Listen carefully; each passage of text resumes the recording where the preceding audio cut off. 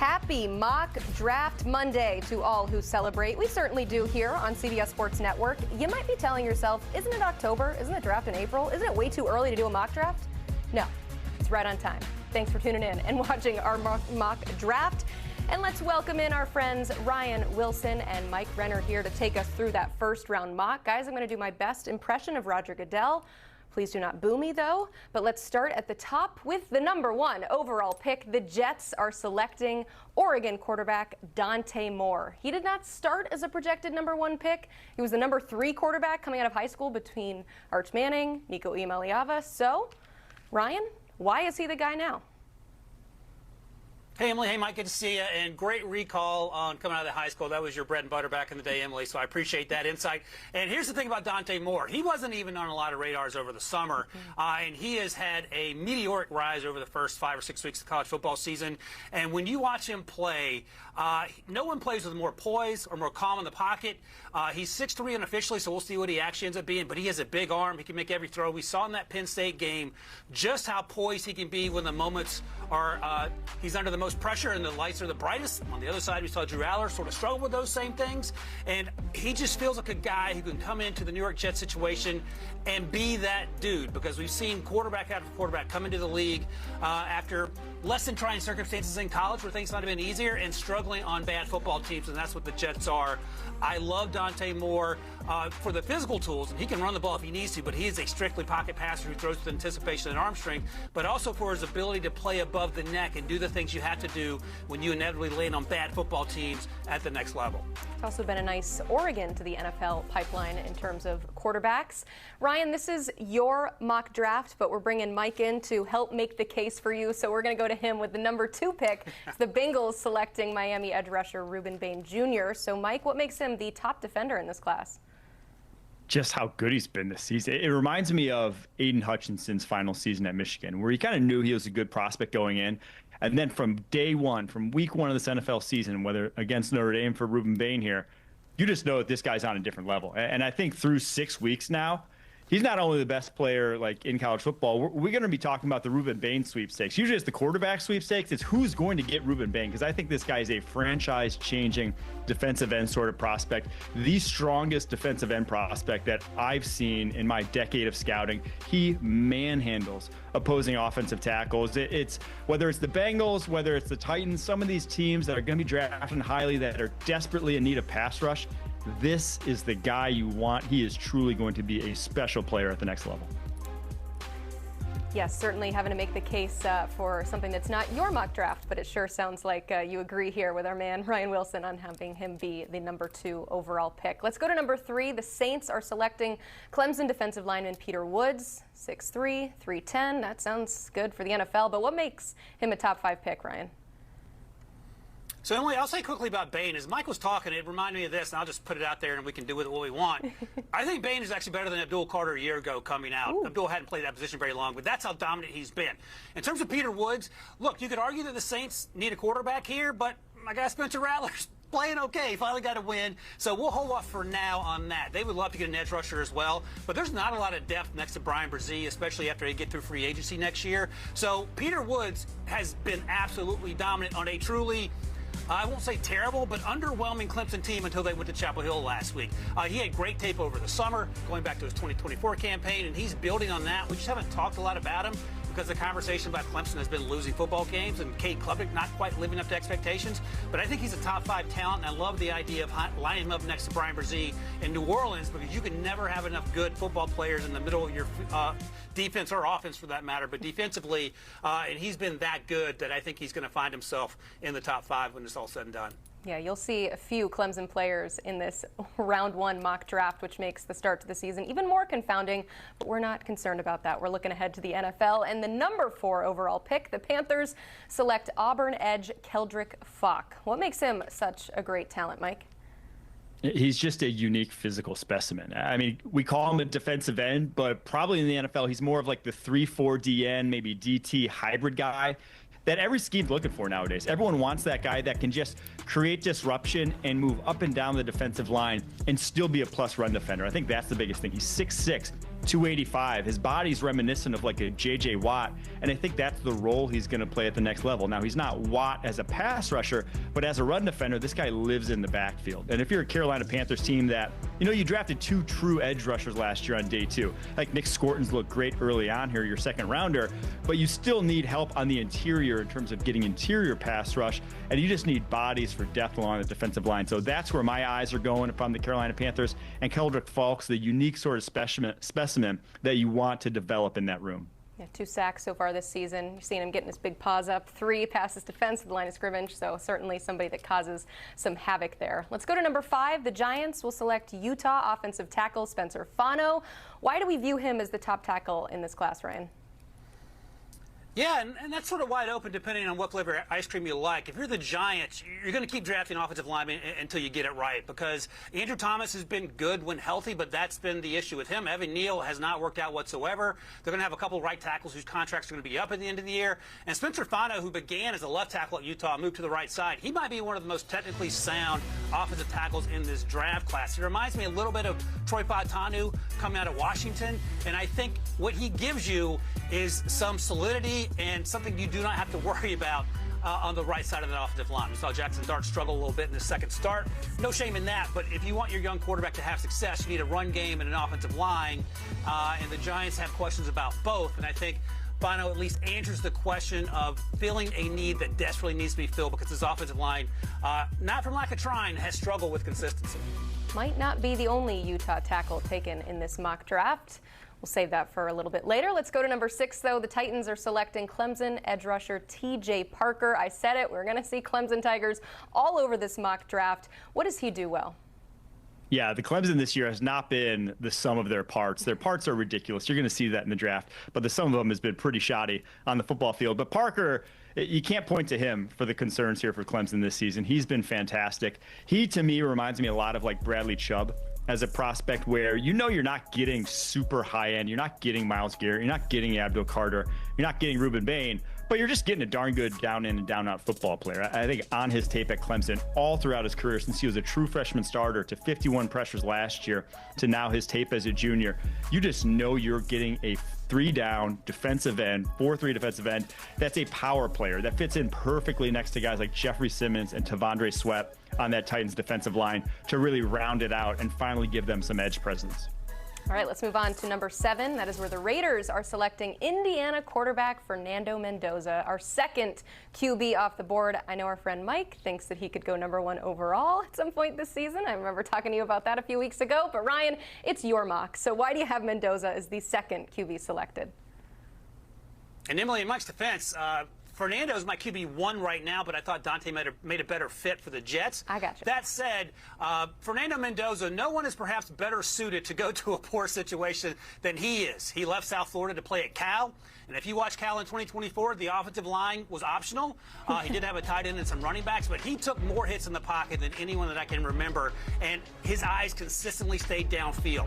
He is a pocket passer, quote-unquote, but he has the ability to win in space. You can see it here from this photograph. He can absolutely spin it. He's 6'5". He throws to all 3 levels with accuracy, throws on time, gets through his reads, all the things you need to do that translate from college to the NFL that sometimes these high-end athletic quarterbacks aren't capable of doing when they leave college. And I think in Las Vegas, the Geno Smith situation isn't quite going to plan. They need a franchise quarterback, and I think that 7 feels like the latest you would see Fernando Mendoza go off the board, at least as we sit here in early October.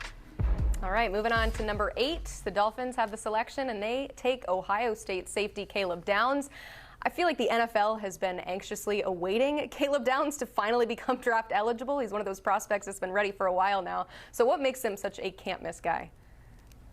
He's just everything you want in a safety, like as well-rounded a safety prospect as you'll see. I think he has a very good shot to be the highest drafted safety in a decade. Since Jamal Adams went top 10, hasn't been a guy since him go top 10. I think we see Caleb Downs do that because everyone wants that Swiss Army knife on the back end that can go from deep safety to the box to the slot. Like if you want this guy to play corner, he'd probably be the best cornerback in this draft class. There's really just not a lot of holes in his game. And I think even this year, you've seen him get stronger, and his ability to play the run and take on blocks has looked even better. And if you're a true freshman starter for Alabama, for Nick Saban, you probably got the goods. Caleb Downs has the goods. And for the Miami Dolphins team that needs so much help on this defense, he'd be a perfect fit. Yeah, coming out of high school, scouts just referred to him as the safest safety prospect that they have ever seen.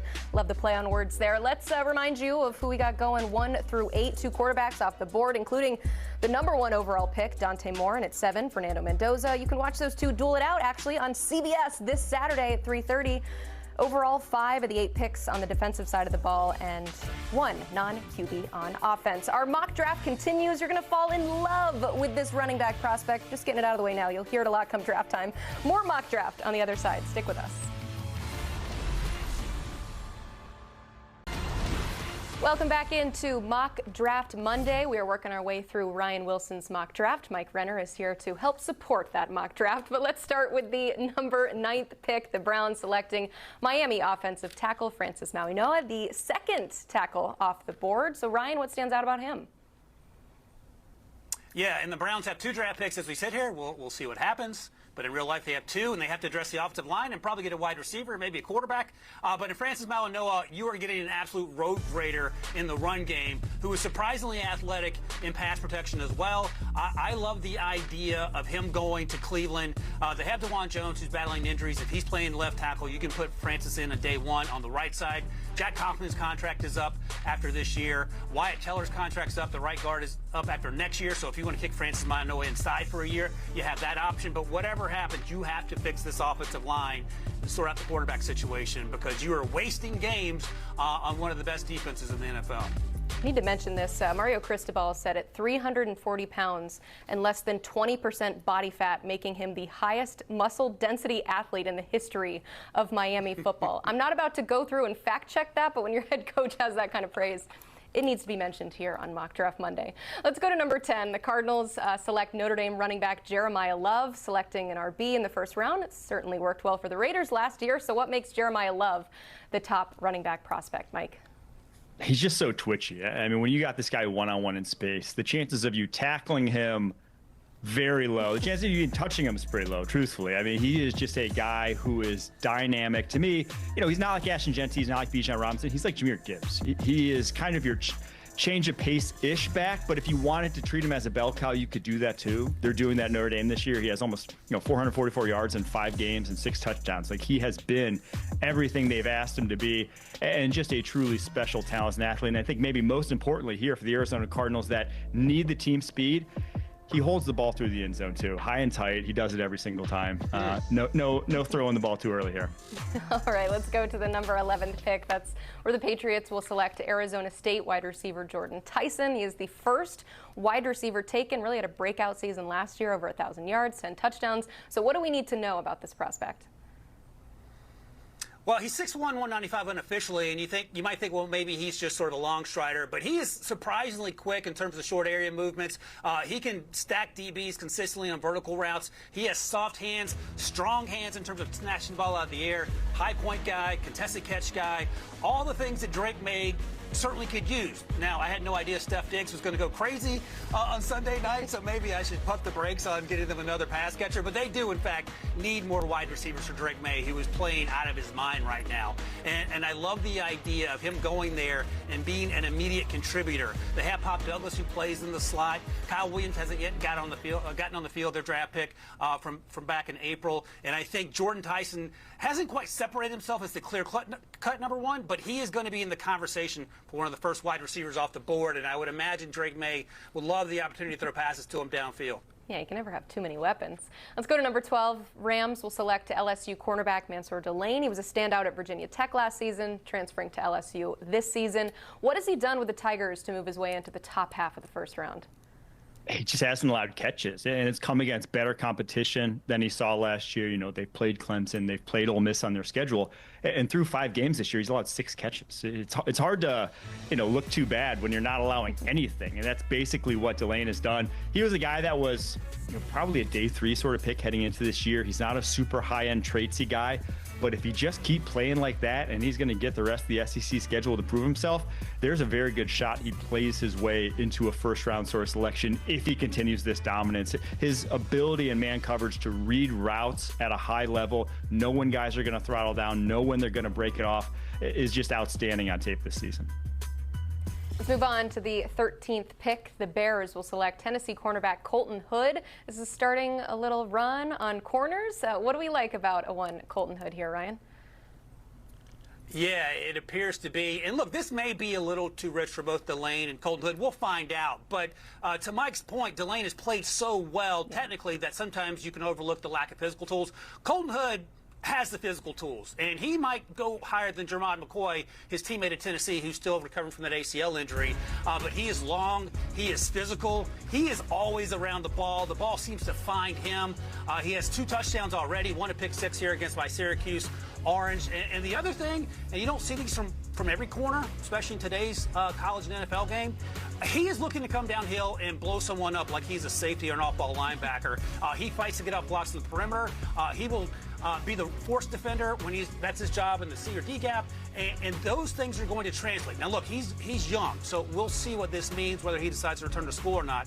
But what I've seen thus far has been incredibly impressive, given how young he is and the level of competition he's faced. And you're making his decision to return to school a little bit harder by putting him at number 13 in your mock draft. Let's go to 14 because there are more cornerbacks. Cowboys will select Clemson cornerback Avieon Terrell. What are his strengths, Mike? He's a great man cover corner. And for a Dallas Cowboys team that literally isn't playing man coverage because they can't, they just do not have the corners this season. They're one of the worst defenses in the NFL because that back end is just flat out a liability outside of the guys like Jerron Bland so far. I think Avieon Terrell is just what the doctor ordered. I mean, he is sticky in man coverage. He's a high-end athlete. He is probably the best pure man corner in this draft class. Doesn't have necessarily the frame that his brother does, A.J. Terrell of the Atlanta Falcons, but it's pretty good bloodlines when you have a brother who's already that. And he's maybe, I would guess, a little bit better of an athlete from a testing perspective. So I fully expect him to go highly. And if it's a team like the Dallas Cowboys picking here, would be a great fit. All right, let's recap our picks 9 through 14. Top running back Jeremiyah Love and the first wide receiver taken, Jordyn Tyson out of Arizona State. We got a little mini run on corners. Rams, Bears, and boys add some help in the secondary. Coming up on Mock Draft Monday, the Steelers have their quarterback of the present, but what about the future? Our mock continues with Pittsburgh's pick at number 15. Stick with us here on HQ Spotlight. Keep it rolling on Ray and Wilson's mock draft pickup with number 15. The Steelers will select USC quarterback Jayden Maiava. Lincoln Riley, as we know, has 5 starting quarterbacks in the NFL right now, so always a good bet to take a QB who works under him. But what is it about Maiava in particular that has you picking him in the first round? Emily, Mike, we're living in a world where no Arch Manning, no Garrett Nussmeier, no Lenore Sellers, no Kate Klubnik, but we have a Jayden Maiava who I think physically does so many things well that translate to the next level. That Illinois game in which they lost, he was under pressure for much of the afternoon. He found subtle ways to move in the pocket. He showed his athleticism behind the line of scrimmage, layering throws to the second level. He has a big arm. He's unofficially 6'4", 230. We'll see what he actually is. But I think those sorts of things, when you see quarterbacks under duress in college and they're able to make plays by getting through their reads and then using their athleticism, that's the sort of thing that translates. Now, Emily, I know Mike isn't quite as high on Maiava yet. Maybe he'll come around. But if you're the Steelers, you're out of options. You have to get a quarterback, and hopefully we can all agree that he would be an upgrade over, say, a Kenny Pickett-type player who they drafted a few years ago at number 20 overall. Mike, did Ryan convince you? No, Maiava's just going to need to convince me, right? He's going to need to play at this level for more this season and against better competition than what we've seen so far, quite frankly. All right, Mike, let's go to the number 16 pick. Texans selecting Alabama offensive tackle Kadyn Proctor, who also moonlights as a running back and a wide receiver. He gets the tag of just being a big human, but what makes him a great football player? He is not only a big human, he's a very athletic human. You saw that when he got that swing pass and just started running over people. He is uniquely gifted in his explosiveness and his fluidity. I do just worry about the foot speed. I think the biggest change from last year to this year is you no longer have that running quarterback behind you. You no longer have that guy that people have to worry about rushing. And so you're seeing a lot more inside moves against him, and he's very much struggled with those. He gave up 6 pressures week 1 against Florida State. So if his draft stock, I don't think it's solidified at this right now, and he may be a guard for some teams at the next level, but he was number 2 on Bruce Hilton's Freaks list. This guy's still going to go highly. His floor is still very high. I just think he needs to play better down the stretch in the SEC season to make this a reality. All right, a slightly smaller athlete being picked at number 17. Vikings get USC wide receiver Makai Lemon, Jayden Maiava's favorite target. But why is he one of your favorite wide receivers, Ryan? So I ended up watching Makai Lemon a few weeks ago prior to the Illinois game, and then he decided to make sure everyone in the country knew exactly who he was. And you might say, do the Vikings need a wide receiver? They have a ton of guys whose contracts are going to be up at the wide receiver position. Yes, they still have Jordan Addison and JJ, but you can never have enough weapons, especially for a young quarterback like JJ McCarthy.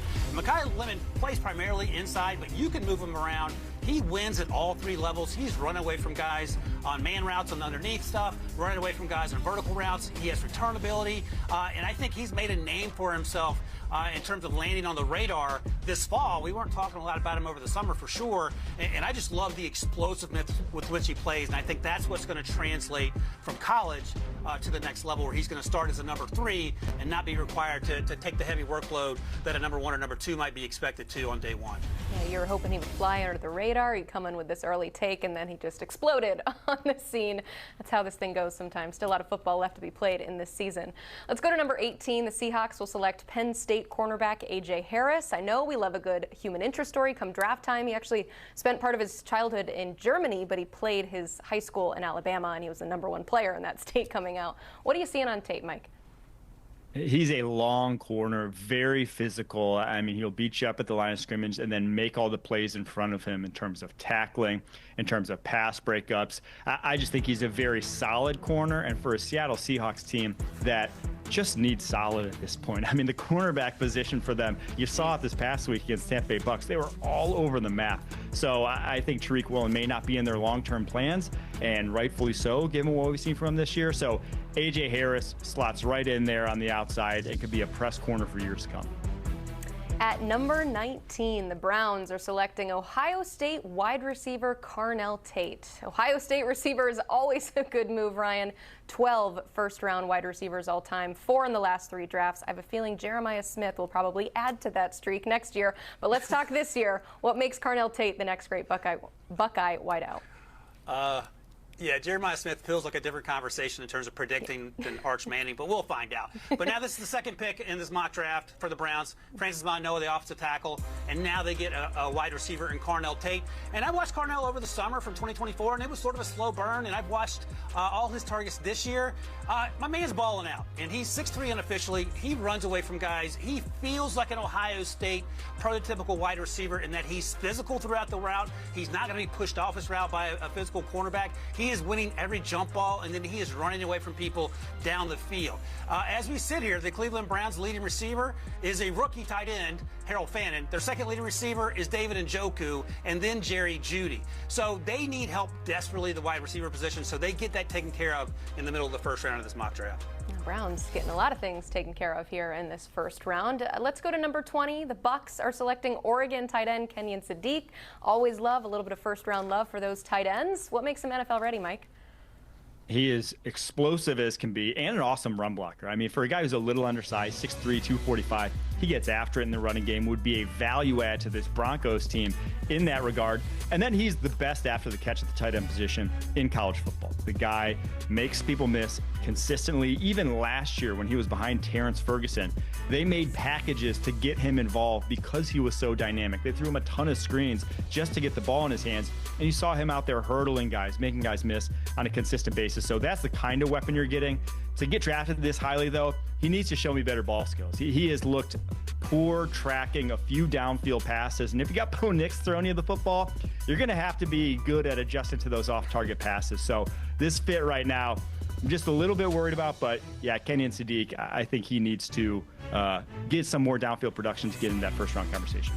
Good time to remind people that this is Ryan Wilson's mock draft. Love getting Mike Renner's feedback, though. Let's remind you of the picks 15 through 20. Another quarterback off the board, Jayden Maiava to the Steelers. His favorite playmaker, Makai Lemon to the Vikings. And death, taxes, and Ohio State wide receiver going in the first round. We've got 3 quarterbacks off the board, still 12 picks left. Where does Alabama quarterback Ty Simpson land? And do we consider this a slide that he hasn't been selected yet? Let's talk about it next. It's Mock Draft Monday here on HQ Spotlight, working our way through Ryan Wilson's mock draft. Next up, the 21st pick, the Broncos will select Florida defensive lineman Caleb Banks. Now, he did suffer a foot injury, had surgery last month, so we may or may not see him again this season, but what has he done in his career so far that has him as a first-round pick? And Emily, that's the important thing to remember, the foot injury, and that does give me some pause. This Broncos team doesn't have a ton of needs. We know how good that defense is, but there are going to be some open spots, if you will, on the defensive line, and Caleb Banks is currently DL2. We'll see how that shakes itself out for me. But he's 24 years old. He's incredibly explosive for his size. He's verified 6'6" and 330 and change, and he plays with a nonstop motor, which sometimes you don't see from bigger guys in the middle of the defense. But the issue is, and this is something that Johnny Newton at Illinois faced a few years ago, a foot injury saw him fall to round 2, so that's going to be something worth monitoring. But if he clears all the medicals, I think there's a chance he sneaks into round 1, and that would certainly fill a need for the Denver Broncos. At number 22, Commanders select Washington wide receiver Denzel Boston. Seems to do his work in chunks for the Huskies. He has 13.8 yards per reception. So what can the 6'4" receiver do at the next level, Mike?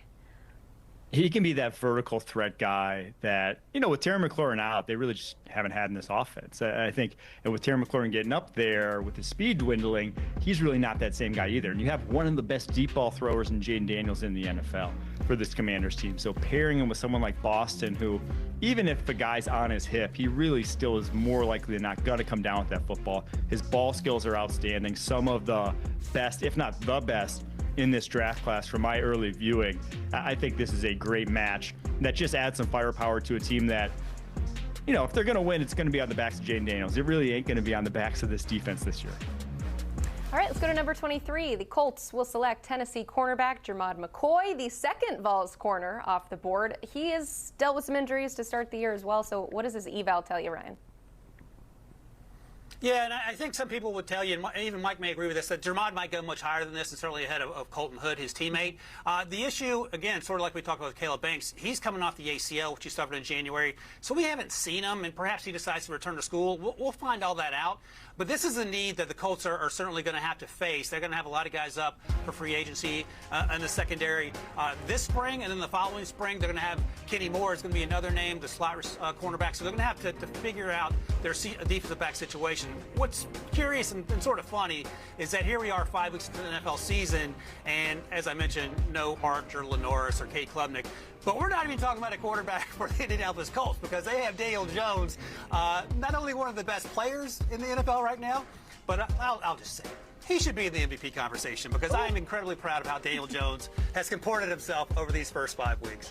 It's so crazy how that seems like you're saying a bad word, but if we actually watched the tape, Indiana Jones is playing as well as anybody. But for those waiting for a quarterback, wait no more. At number 24, the Rams will select Alabama quarterback Ty Simpson, former 5-star out of the 2022 class. We love the story, waited his turn as a backup for 3 years.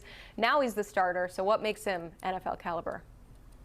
He's just super accurate. I mean, he does not miss many throws when you flip on his tape. You know, week 1 aside, his very first start of his career, he's been excellent ever since then. Probably the best quarterback in the country since week 2 on, and it's come against Wisconsin, Georgia, Vanderbilt. It has not been slouches on his schedule that he's just tearing up week in and week out. And the arm talent's good, the athlete's good. They're not great, but it relies on his decision-making and his accuracy. Those are outstanding traits, and if you're playing for Sean McVay, those are the traits you want, right? If you got a guy who can do those two things, that's who I want developing behind Matthew Stafford. So I love the quarterbacks that this is his very first year as starter. You know, there was basically no build-up for him.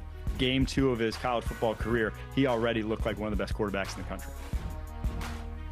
Yeah, I agree, Mike. And that's what's fun about watching quarterbacks that you weren't necessarily targeting over the summer because they can virtually feel like they come out of nowhere. But Ty Simpson, as you talked about, Emily, waited his turn.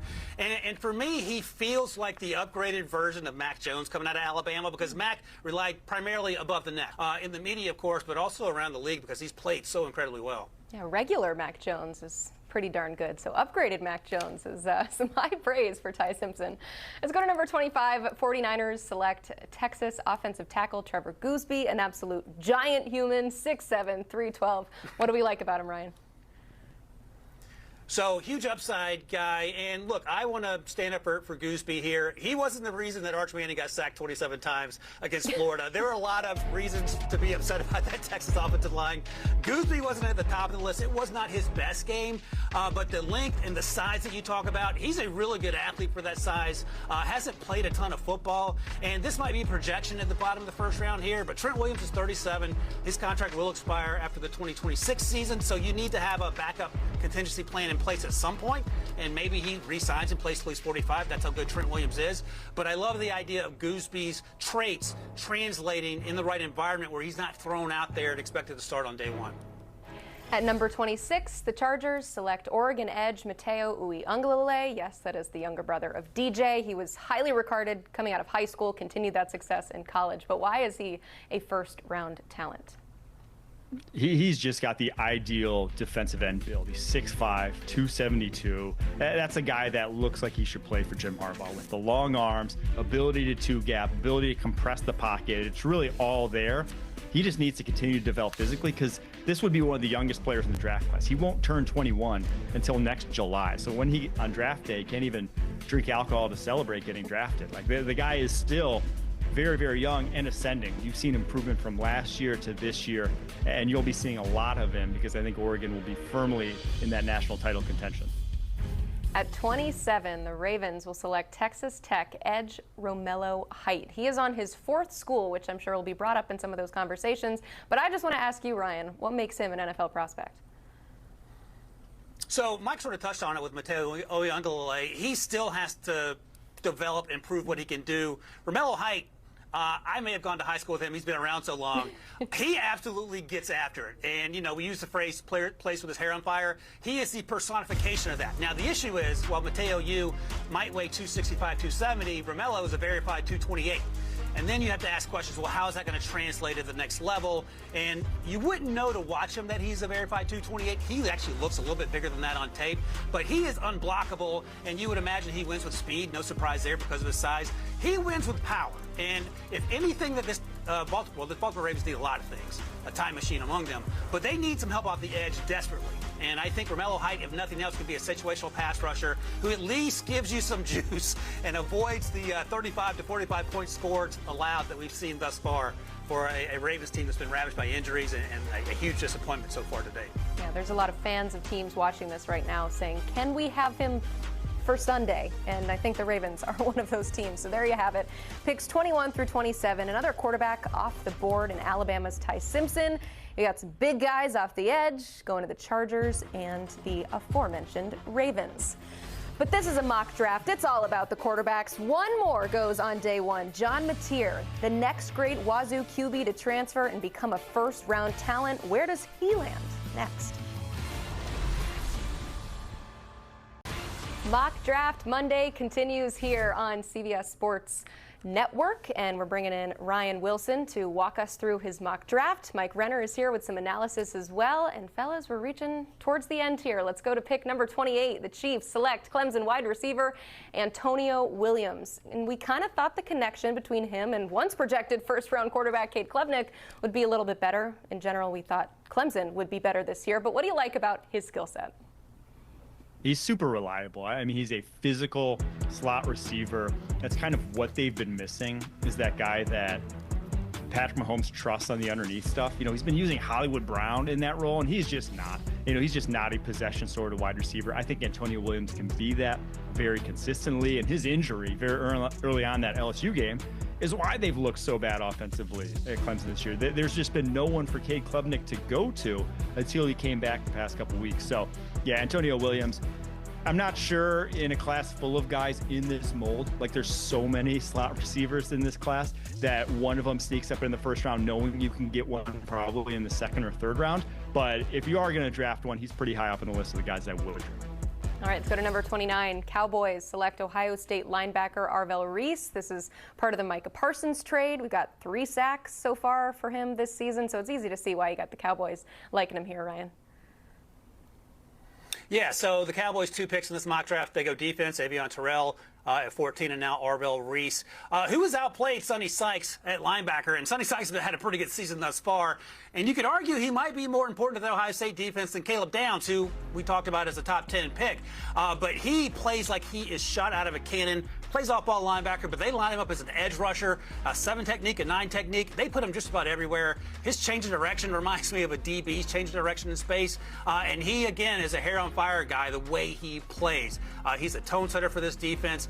And in terms of the position he plays, it's exactly what the Cowboys need, in part because a lot of guys' contracts are coming up, and also because DeMarvion Overshown, unfortunately, can't stay healthy. He's that sort of athlete, and I think Arvell Reese would make some sense at the bottom of the first round. We'll see where he ends up going, but I've loved what he's done so far this season for the Buckeyes. All right, this is the part of the draft where, you know, the hay is almost in the barn. You might go to bed, but we've got a trade.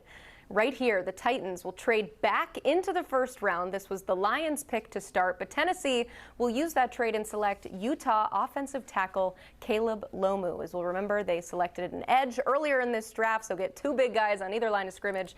And this is the second Utah tackle taken in the first round. What makes Lomu a good pick here for the Titans? Yeah, Emily, we're not going to bed late in the draft, and we're not going to bed when Utah plays late in the, I don't want to say Pac-12 after dark, but it's out Big 12 after dark out there on the West Coast, because that tackle duo of Spencer Fano and Caleb Lomu, it's the best in the country. And Lomu is even more of like a prototypical tackle. He has the length, the feet, the size. Now, he needs to get a little bit stronger. I think against Texas Tech, that play strength got exposed just a little bit, but he's a junior. He's a young guy coming out, and the feet, the hand usage that he has, the independent hand usage, the way he switches up his sets, you can tell that this guy has the goods to be a high-end pass protector at the next level. And if you're, Tennessee Titans and you got Cam Ward, really all you care about is how can we protect this guy at this point, because they just need help around that rookie quarterback. After what we saw down the stretch this past week, leading them to that win against Arizona, you got a guy. Give the guy some help. Yes, please give the guy some help. We have another trade. The Browns are not done yet. They are back on the clock after trading up with Philly to take their 3rd pick, and they will select Oklahoma quarterback John Mateer. Another swing at QB from Oklahoma. He's also been compared to another past Browns pick, Johnny Manziel, and Mateer was asked about the differences between him and Johnny Football. He said, "I'm going to church in the morning." I love that quote. I'll say it as frequently as I have the opportunity, but there have been those comparisons in terms of his play. But what do you like about him as a quarterback, Ryan? That's a great quote. I had not heard that. Thank you for that, Emily. So Francis Mauigoa, Carnell Tate, and now you get a quarterback. And they only trade up from 40, where they currently have their 2nd-round pick. So it's not that far, and maybe not that cost prohibitive. But we don't know what we have in Dylan Gabriel. He had a strong debut in London against the Vikings. We certainly don't know what we have in Shedeur Sanders. But this team, you could argue the Cleveland Browns are 1.5 players away, maybe the 3 players in this draft class away from being able to compete seriously in the AFC North. John Mateer is undersized. He's unofficially 6'1". It does not matter. He is the toughest person in college football. He's currently out with that hand injury. He is afraid of 0 throws. He will make them all. He has a big arm, and he can win with his legs. I love the versatility that he brings. He feels like all the good parts of Johnny Manziel on the field. A little Baker Mayfield sprinkled in, and a really good athlete who can win with his legs. I don't know if this happens, but I think Browns fans would be excited about having a player like John Mateer as their franchise quarterback. I don't know if there's any more room left on that Tim Couch jersey, though, to add Mateer. That thing just keeps growing and growing. But, hey, keep swinging, Browns. Let's go to the final pick of the first round, number 32. The Bills select Auburn center Connor Lew. So the Bills get their center here. What do we like about this pick, Mike? To me, he has some of the best center tape I've seen since, like, Frank Ragnow coming out. And now he's young. He's only a junior. He may not declare, but what I saw on tape last year, early on this year, the guy's so technically sound. He's so efficient with his footwork. Like, he is going to be a good one. He just needs to get a little bit stronger to handle the rigors of the NFL. But again, you can forgive that when a guy's a young prospect the way he is. And if you're the Buffalo Bills, you're kind of seeing what happens when you let your O-line go to fallow the way Cincinnati's did with Joe Burrow. You can't have that happen with Josh Allen. Strength right now, keep it elite as long as he's there, and you will have elite offenses, and you will have your quarterback healthy. Connor Lew can do that. So there you have it, the final 5 picks of the first round. We had some trades, we had some fun, 4 on offense, 1 on defense, 5 total quarterbacks selected in the first round. Definitely not the 5 we projected to start the year, but we'll talk more about that and our general takeaways on the other side. We have reached the end of our Mock Draft Monday, which means it's now time for some final takeaways. And Mike, big takeaway from me at least is no Carson Beck. This is somebody who was once projected as a first rounder, stumbled a little bit at Georgia. Now he's transferred to Miami. So where do you have him slotted, and maybe what more do you need to see from him this season? Yeah, he was like a late day 3 guy coming in. So you're going to need to see a lot of good, right? You're going to need to see an extended period of him playing well, especially when, he doesn't have a big arm and he's coming off of that arm surgery that he had in the offseason, and he's not super athletic. So he's a guy who wins from the pocket. That's really the only spot he's going to win from. So you better see him do it consistently against very good competition. It's been very good so far, but he has really had such a clean dish there. He's been under pressure only 23 times all season long. That's like 4 times a game. I need to see what it looks like when it gets a little hairier, when it gets a little tough for him, because that's when last year things started going south for Carson Beck. Overall, Ryan, this is a thankless job to put together a mock draft, not even halfway through the college football season, and yet people will screenshot it and tell you how dumb you were and why could you have this guy going here and why would my team want this. But what goes into putting together a mock draft with, we have a decent amount of information from these guys, but still very little. Emily, I'm glad you asked. Mike and I were talking in the break about how he thought some of the picks maybe were a little too high.